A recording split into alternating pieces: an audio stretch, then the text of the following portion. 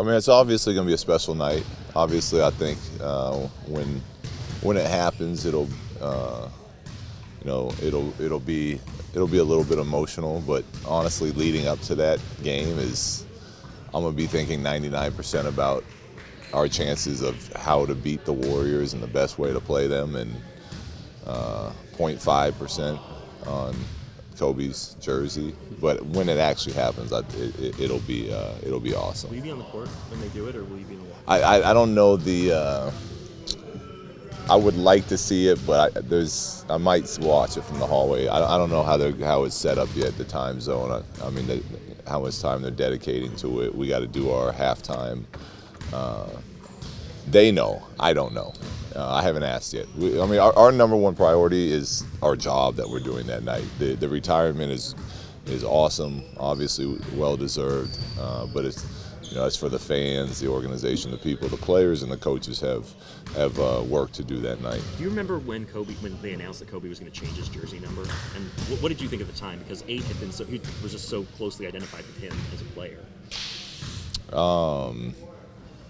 Yeah, I mean, nothing's coming to mind right now. Yeah, sorry. I wasn't ready for these type of questions. I was thinking basketball and what we're doing right now. Because we had a great practice today. I've been excited about the way our guys competed today. It was great. It was really good. You know I'm not going to write about that. Yeah, I know you're not. I know. Luke, next week is the team's Christmas Day game. As a player, what do you remember about playing on those days? I love playing on Christmas. It's normally great matchups. The whole country, a lot of the world is watching, and it was most of the time we were lucky enough to play at home. So I had my family in town, and it was always a lot of fun to be part of the Christmas games. Do you talk to Kobe? We keep in touch. I wouldn't say often, but we definitely keep in touch. Even before I took the job here, when I was coaching in Golden State, he was someone I would reach out to occasionally and ask his opinion on things. Does he give you a hard time about your coaching or anything like that, like in a fun way or anything like that, or? No, I mean, obviously he did it when I got into coaching. He took some good jabs at me, but he's great. He's very direct, and he knows the game very well. So when you call and I talk basketball with him, it normally doesn't take long for him to give you his opinion on what you were looking for, and wish him well, and then we talk again in a couple months. Huh? Like, what type of stuff does he say when he's taking jabs at you? Well, the best one I remember was the Phil Jackson comparison of being an average player with a bad back. was the one that sticks out to me. When you look just from a basketball standpoint, what did you guys miss the most not having KCP in before? Well, he's one of those guys that hits big shots for us, and when you're on the road and you can stall out a little bit, like we have a tendency to do from time to time, he's somebody that can get it going and hit 2 or 3 straight jumpers or make a big play on defense and get a steal for us. So there's things from both ends of the floor we missed from him. But it was nice. It was nice having him back with us today in practice. Is it your understanding that there will be additional games when he's not available and not able to travel with you? That is my understanding, but my understanding isn't the final answer. But there's a good chance that he'll miss at least 1 or 2 more games. Is that something you knew well in advance of this, that at some point in the season that was going to happen, or was this relatively new? For me, this was new. Yeah. Okay. Do you know which games yet? Is this something you can plan out? Well, there's some legal stuff that they're doing still, so I'm not going to comment on those specifics. But yeah, I'm not going to comment on. Not something you'll be caught by surprise, I guess. No. I know he released a statement yesterday, but has he talked to the team, or was there a need for him to address the team? No, I wouldn't. If he did, it was before practice.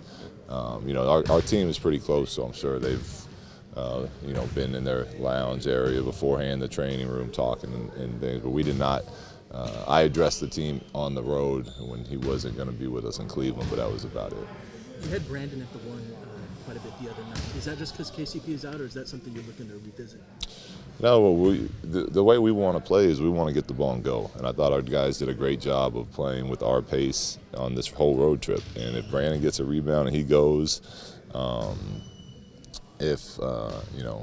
we want him pushing. We want Zoe running the lane or even trailing, because then it turns Zoe into a playmaker from, once we get the ball swung a time or two, or, and then there's some of those plays we were running with Brandon at the one were for Zoe to come off as either a scorer or a playmaker. So we trust Brandon's decision making.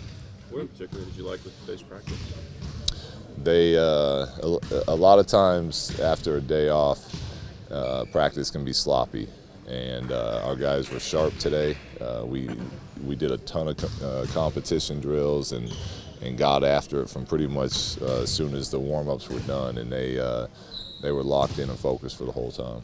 Do you see yourself sticking with Jay Hart when you don't have Contavious? No, it'll be a matchup type of thing. It'll see whatever works best for that game in particular.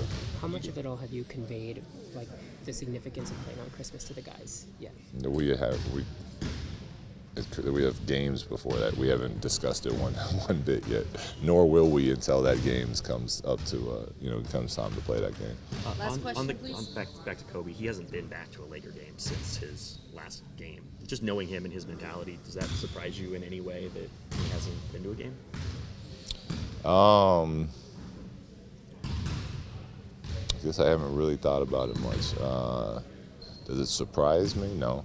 I mean, Kobe, I know he has a ton of love for the Lakers, and he wants the organization to succeed again, but I also know that he's a very busy man in what he's doing, and when he goes after things and he sets goals for himself. He doesn't give much time to anything else other than what he's trying to achieve.